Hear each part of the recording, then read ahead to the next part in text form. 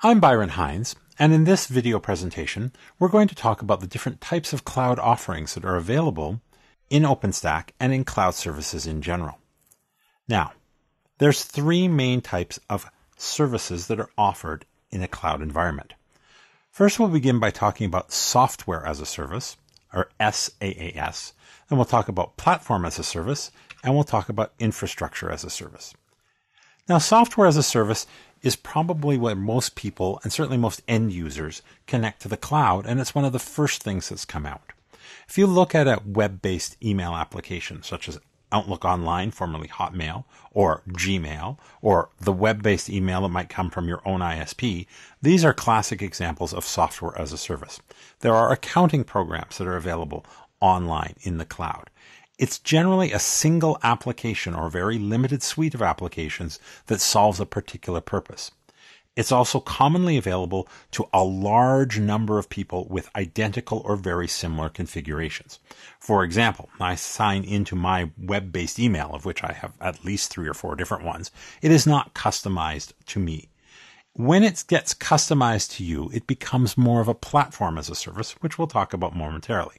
But software as a service is a program that lives in the cloud. You access it through a web browser most of the time, and it does something useful to you. It's a commodity-based thing distributed to a lot of users with very common scenarios, very common needs. Moving up from that, we get into platform as a service. Platform as a service is more broad. There's more things included, and it's more customized.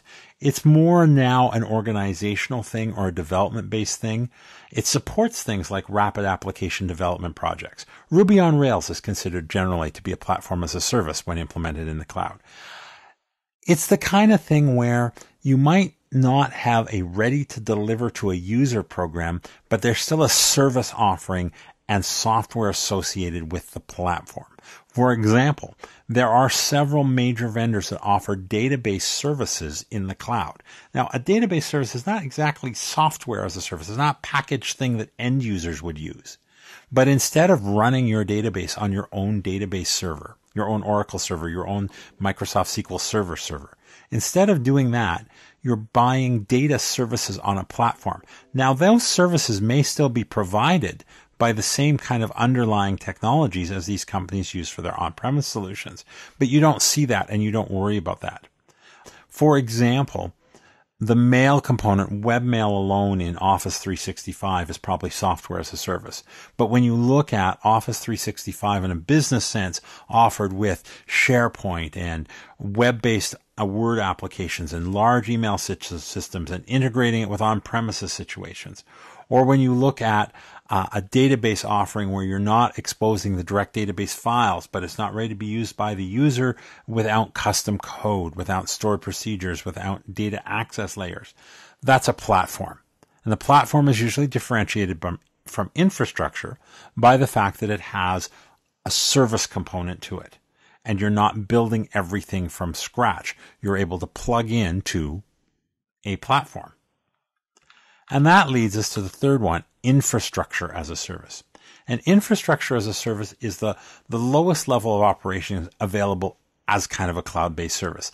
And at this point, you're looking at, you're provisioning your networks, you're provisioning your own virtual machines, you're provisioning your entire infrastructure. It's not packaged as a service.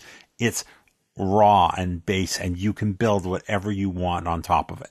So if you think of it as a pyramid or a stack, you begin just as you would on an on-premise solution or a data center solution. You begin with an infrastructure, the networking, the servers, which in this case are virtual. Then on top of that, you build platforms. So there's the database server, there's the mail server.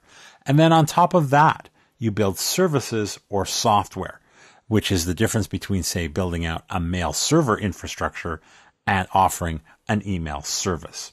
So software as a service is the highest level in the pyramid. Platform as a service supports that, and infrastructure as a service supports both of those. OpenStack provides infrastructure as a service solutions. Now, this is delivered with a collection of various components and nodes that all come together to provide this. There's core processes, there's storage, and there's shared services. There's an application programming interface that can be used to integrate with this. Most users will access this through the built-in website through the dashboard, but you can also get it programmatically through the API.